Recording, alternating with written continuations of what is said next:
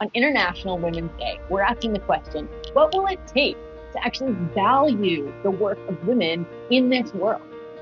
Did you know that 80% of the workforce in the nonprofit sector are women? Yep, that's right. It's considered pink collar work, and there's a reason why. The nonprofit sector was actually built on a history of being done by white, wealthy women. They were the ones who had the time, and they didn't have to work, and they came from great means. And so they spent their time doing charitable acts. The very foundation of the nonprofit sector is built on women who had nothing else better to do with their time.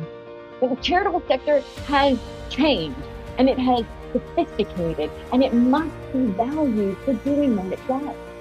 You know, the charitable sector, we're doing work like ending polio, solving the housing crisis, curing cancer, small, little work like addressing global warming and climate change. This is important work, and it must be valued, and yet it is still considered pink-collar work. And because of that, the pay gap that we exceed in the nonprofit sector is astronomical. And it gets worse. There was a study that was done called the Regulation of Paid Care Workers' Wages and the Continuation of the Nonprofit Sector Toronto Case Study. And in this study, they found that there is an underlying assumption in the world that women are selfish and have, and I quote, boundless capacity to put the needs of others ahead of one's own.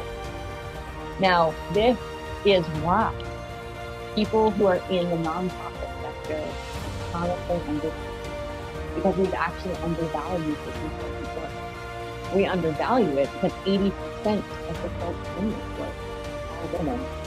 So on International Women's Day, the question that I would pose to the world is, when are we going to start valuing the nonprofit sector and the 80% of the workforce, female workforce that are in it, for doing the amazing, world-shaping, changing work that it is?